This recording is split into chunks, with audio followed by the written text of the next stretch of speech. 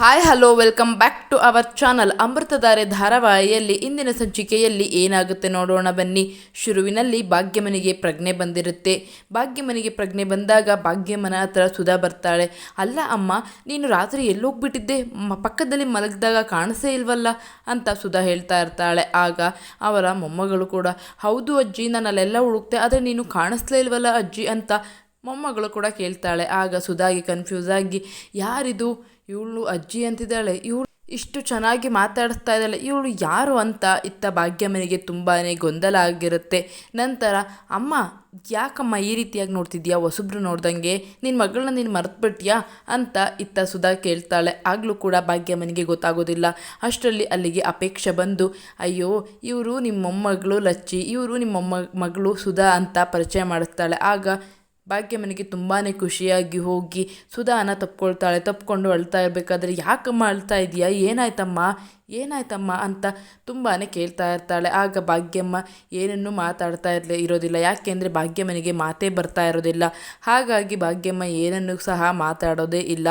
ಅಲ್ಲಿಂದ ಸರಿ ಅಂತ ಹೇಳಿಬಿಟ್ಟು ತಿಂಡಿಯ ತಿನ್ನಿಸಿ ಸುಧಾ ಮತ್ತು ಲಚ್ಚಿ ಇಬ್ಬರು ಎಲ್ಲ ಹೊರಟೋಗ್ತಾರೆ.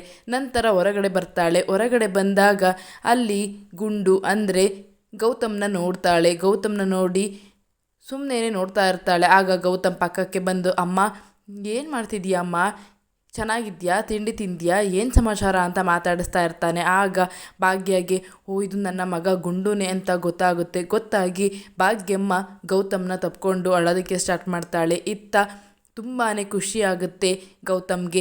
ಅಮ್ಮ ನನ್ನನ್ನು ತಪ್ಕೊಳ್ತಿದ್ದಾರೆ, ಅಮ್ಮ ನಿನಗೆಲ್ಲ ನೆನಪಂತ ಅಮ್ಮ, ಹೇಳಮ್ಮ ಅಂತ ಗೌತಮ್ ತುಂಬಾ ಆಶ್ಚರ್ಯವಾಗಿ ಕೇಳ್ತಾ ಇರ್ತಾನೆ. ಹಾಗೆ ತುಂಬಾ ಖುಷಿಯಾಗಿ ಅಮ್ಮನ ತಪ್ಕೊಳ್ತಾನೆ. ಕಣ್ಣಲ್ಲಿ ಕಣ್ಣೀರಿಡ್ತಾ, ಅಮ್ಮ ಮಾತಾಡಮ್ಮ ಅಂತ ಹೇಳಬೇಕಾದ್ರೆ, ಅಯ್ಯೋ ಮಗನೇ, ನಾನು ನಿನ್ನನ್ನು ಎಷ್ಟು ದಿನದಿಂದ ಮಿಸ್ ಮಾಡ್ಕೊಳ್ತಿದ್ದೆ, ನಾನು ನಿನ್ನನ್ನು ಬಿಟ್ಟಿದ್ನಲ್ಲ ಇಷ್ಟು ದಿನ ಅಂತ ಭಾಗ್ಯಮ್ಮ ಜೋರಾಗಿ ಹತ್ಕೊಂಡು ಮನಸ್ಸಲ್ಲೇ ಕೊರಗ್ತಾ ಗೌತಮ್ನ ತಪ್ಕೊಳ್ತಾಳೆ. ಗೌತಮ್ಗಂತೂ ತುಂಬಾ ಖುಷಿಯಾಗಿ ಆಕಾಶದಲ್ಲಿ ತೇಲಾಡ್ತಾ ಇರ್ತಾನೆ.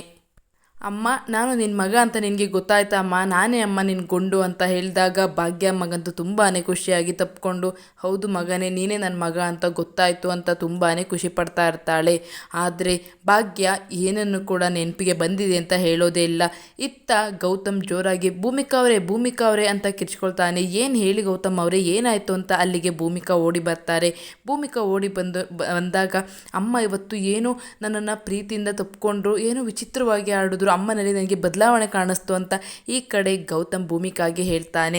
ಅದನ್ನು ಕೇಳಿಸ್ಕೊಂಡಂತಹ ಶಾಕುಂತಲ ಮತ್ತು ಲಕ್ಷ್ಮೀಕಾಂತ್ಗೆ ಶಾಕ್ ಆಗುತ್ತೆ.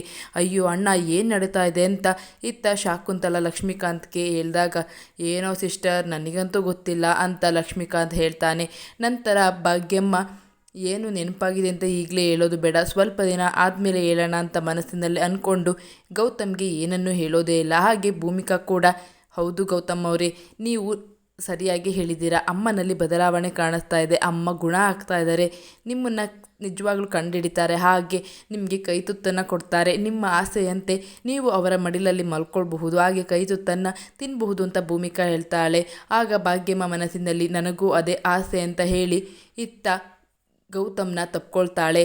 ನಂತರ ಭಾಗ್ಯಮ್ಮನಿಗೆ ತುಂಬಾ ಖುಷಿಯಾಗಿ ಭಾಗ್ಯಮ್ಮ ತುಂಬ ಜೋರಾಗಿ ಅಳೋದಕ್ಕೆ ಸ್ಟಾರ್ಟ್ ಮಾಡ್ತಾಳೆ. ಹತ್ಕೊಂಡು ಗೌತಮಿಂದ ಹಿಂದೆ ಬಂದು, ನಾನು ಈಗಲೇ ಏನೋ ನೆನಪಾಗಿದೆ ಅಂತ ಹೇಳೋದು ಬೇಡ, ಈಗ ಸುಮ್ಮನೆ ಇದ್ದು ಬಿಡೋಣ, ನನಗೆ ಯಾವ ವಿಷಯನೂ ನೆನಪಿಗೆ ಬಂದಿದೆ, ಹಾಗೆ ಹಳೇದೆಲ್ಲ ನನಗೆ ಮರ್ತಿಲ್ಲ, ನನಗೆ ನೆನಪಿದೆ ಅಂತ ಹೇಳೋದು ಬೇಡ ಅಂತ ಮನಸ್ಸಿನಲ್ಲೇ ಅಂದ್ಕೊಂಡು ಭಾಗ್ಯಮ್ಮ ಅಲ್ಲೇ ಕೂತ್ಕೊಳ್ತಾಳೆ. ಇತ್ತ ಗೌತಮ್ ಮತ್ತು ಭೂಮಿಕಾ ಅಲ್ಲಿಂದ ಹೊರಟೋಗ್ತಾರೆ. ಈ ಕಡೆ ಇದನ್ನೆಲ್ಲ ನೋಡಿದಂತಹ ಶಾಕುಂತಲ ಭಾಗ್ಯಮ್ಮನ ಹತ್ರ ಬರ್ತಾಳೆ. ಏನು ಮಾಡ್ತಾ ಇದೆಯಾ ನೀನು ಅಂತ ಇತ್ತ ಭಾಗ್ಯಮ್ಮನಿಗೆ ಶಾಕುಂತಲ ಕೇಳ್ತಾಳೆ. ಆಗ ಶಾಕುಂತಲನ ನೋಡಿ ಭಾಗ್ಯಮ್ಮನಿಗೆ ತುಂಬಾ ಶಾಕ್ ಆಗುತ್ತೆ. ಶಾಕ್ ಆಗಿ ಏನು ಮಾತಾಡದೆ ಸುಮ್ಮನೆ ನಿಂತಿರ್ತಾಳೆ. ಈ ಕಡೆ ಭಾಗ್ಯಮ್ಮ ಮಗನ ನೋಡಿದಂತಹ ಖುಷಿಯಲ್ಲಿ ಇರ್ತಾಳೆ. ನಂತರ ಶಾಕುಂತಲ, ಏನು ಎಲ್ಲ ನೆನಪಿಗೆ ಬಂದ್ಯಾ, ನೋಡು, ನಿನಗೆ ನೆನಪಿಗೆ ಬಂದ ದಿನಾನೇ ನಿನ್ನ ಮಗಳು ಹಾಗೆ ಸೊಸೆ, ನಿನ್ನ ಮೊಮ್ಮಗಳು ಎಲ್ಲ ದೇವರ ಪದ ಸೇರ್ಕೊಳ್ತಾರೆ, ನೆನ್ಪಿಟ್ಕೋ, ನಿನಗೆ ಏನೋ ನೆನಪಿಗೆ ಬಂದಿಲ್ಲ, ಹಾಗೆ ನೀನು ಬುದ್ಧಿಮಾಂದ್ಯ ಅಂತ ಹೇಳಿ ಇಷ್ಟು ದಿನ ಅವರನ್ನು ಉಳಿಸಿದ್ದೀನಿ, ನನ್ನ ಸ್ಥಾನಕ್ಕೆ ಏನಾದರೂ ಬಂದರೆ ಅಥವಾ ನನ್ನ ಜಾಗಕ್ಕೆ ಏನಾದರೂ ಧಕ್ಕೆ ಬಂದರೆ ಅವತ್ತೇ ಯಾರೂ ಇರೋದಿಲ್ಲ, ಯಾರನ್ನು ನಾನು ಉಳಿಸೋದಿಲ್ಲ. ನನಗೆ ನನ್ನ ಮಕ್ಕಳು ಹಾಗೆ ನಾನು, ನನ್ನ ಮನೆಯವರು ಮಾತ್ರ ಮುಖ್ಯ. ನನಗೆ ನಿನ್ನ ಮಗ, ನಿನ್ನ ಸೊಸೆ, ನಿನ್ನ ಮಗಳು ಹಾಗೆ ನಿನ್ನ ಮೊಮ್ಮಗಳು ಮುಖ್ಯ ಅಲ್ಲ.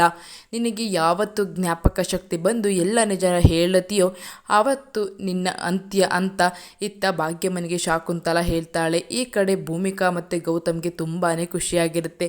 ಅಮ್ಮನಿಗೆ ಸ್ವಲ್ಪ ನೆನಪಿಗೆ ಬಂದಿದೆ ಭೂಮಿಕಾ ಅವರೇ ಅಂತ ಇತ್ತ ಗೌತಮ್ ಭೂಮಿಕಾಗೆ ಹೇಳ್ತಾ ಇರ್ತಾರೆ. ಆಗ ಭೂಮಿಕಾ, ಹೌದು, ನಿಮ್ಮ ಆಸೆ ಆದಷ್ಟು ಬೇಗ ನೆರವೇರುತ್ತೆ, ನೀವು ಅದ್ರ ಬಗ್ಗೆ ಏನು ಯೋಚನೆ ಮಾಡಬೇಡಿ ಅಂತ ಭೂಮಿಕಾ ಗೌತಮ್ಗೆ ಹೇಳ್ತಾಳೆ. ಗೌತಮ್ ಕೂಡ ತುಂಬಾ ಖುಷಿಯಾಗ್ತಾನೆ. ಈ ಕಡೆ ಭಾಗ್ಯಮ್ಮನಿಗೆ ಶಾಕುಂತಲ ಧಮಕಿಯನ್ನು ಹಾಕ್ತಾ ಇರ್ತಾರೆ. ಅಯ್ಯೋ ದೇವರೇ, ನಾನೇನಾದರೂ ನೆನಪಿಗೆ ಬಂದಿದೆ ಅಥವಾ ನನಗೆ ಜ್ಞಾಪಕ ಬಂದಿದೆ, ಜ್ಞಾಪಕ ಶಕ್ತಿ ಬಂದಿದೆ ಅಂತ ಹೇಳಿದ್ರೆ ನನ್ನ ಮಕ್ಕಳಿಗೆ, ನನ್ನ ಮೊಮ್ಮಗಳಿಗೆ, ನನ್ನ ಸೊಸೆಗೆ ತೊಂದರೆ ಆಗಿಬಿಡುತ್ತೆ. ನಾನು ಏನು ಗೊತ್ತೇ ಇಲ್ಲ ಅನ್ನೋ ಹಾಗೆ ಇರೋದು ತುಂಬಾ ಒಳ್ಳೆಯದು. ನಾನು ಹೀಗೇನೆ ಇದ್ದುಬಿಡ್ತೀನಿ, ಏನಾದರೂ ಸಮಸ್ಯೆ ಆಗಿಬಿಡುತ್ತೆ, ನನ್ನಿಂದ ನನ್ನ ಮಕ್ಕಳಿಗೆ ಯಾರಿಗೂ ಸಮಸ್ಯೆ ಆಗಬಾರ್ದು ಅಂತ ಭಾಗ್ಯಮ್ಮ ನಿರ್ಧರಿಸಿ ಅವರಿಗೆ ಜ್ಞಾಪಕ ಶಕ್ತಿ ಬಂದಿರೋದನ್ನು ಹೇಳೋದೇ ಇಲ್ಲ. ಭಾಗ್ಯಮ್ಮ ಶಾಕುಂತಲನ ನೆನೆಸ್ಕೊಂಡು, ಅಯ್ಯೋ ದೇವರೇ, ಇವಳಿಂದ ಯಾವತ್ತಿದ್ರೂ ನನ್ನ ಮಕ್ಕಳಿಗೆ ತೊಂದರೆನೇ, ಆದ್ದರಿಂದ ನಾನು ಯಾವ ವಿಷಯವನ್ನು ಯಾರಿಗೂ ಹೇಳೋದೇ ಬೇಡ, ಮೊದಲು ಹೇಗೆ ಇದ್ನೋ ಹಾಗೆ ಇದ್ಬಿಡೋಣ ಅಂತ ಹೇಳಿ ಭಾಗ್ಯಮ್ಮ ನಿರ್ಧರಿಸಿ ಗೌತಮ್ ಮತ್ತು ಭೂಮಿಕಾಗೆ ಹೇಳೋದೇ ಇಲ್ಲ. ಆದರೆ ಗೌತಮ್ಗೆ ಅರ್ಧಬರ್ಧ ಗೊತ್ತಾಗಿದೆ. ಯಾಕೆ ಅಂತ ಅಂದರೆ ಗೌತಮ್ನ ನೋಡಿದ ತಕ್ಷಣ ಭಾಗ್ಯಮ್ಮ ತಪ್ಕೊಂಡಿದ್ದರಿಂದ ಗೌತಮ್ಗೆ ನಮ್ಮ ಅಮ್ಮನಿಗೆ ಎಲ್ಲ ನೆನಪಾಗಿದೆ ಅನ್ನೋ ಸತ್ಯ ಗೊತ್ತಾಗಿದೆ ಅಂತಲೇ ಹೇಳ್ಬೋದು. ನೋಡೋಣ ಮುಂದಿನ ಸಂಚಿಕೆಯಲ್ಲಿ ಭಾಗ್ಯಮ್ಮ ಶಾಕುಂತಲ ಬಣ್ಣವನ್ನು ಬಯಲು ಮಾಡಿ ಭೂಮಿಕಾಗೆ ಎಲ್ಲ ಸತ್ಯವನ್ನು ಹೇಳ್ತಾರಾ ಅಂತ ಮುಂದಿನ ಸಂಚಿಕೆಯಲ್ಲಿ ನಿಮಗೆ ತಿಳಿಸ್ಕೊಡ್ತೀನಿ ಅಂತ ಹೇಳ್ತಾ ಈ ಒಂದು ವಿಡಿಯೋವನ್ನು ಇಲ್ಲಿಗೆ ಮುಗಿಸ್ತಾ ಇದ್ದೀನಿ ಫ್ರೆಂಡ್ಸ್. ವಿಡಿಯೋ ಇಷ್ಟ ಆಗಿದರೆ ಪ್ಲೀಸ್ ಲೈಕ್ ಮಾಡಿ, ಶೇರ್ ಮಾಡಿ, ಕಾಮೆಂಟ್ ಮಾಡಿ, ಹಾಗೆ ಚಾನಲನ್ನು ಸಬ್ಸ್ಕ್ರೈಬ್ ಮಾಡ್ಕೊಳ್ಳಿ. Thank you for watching.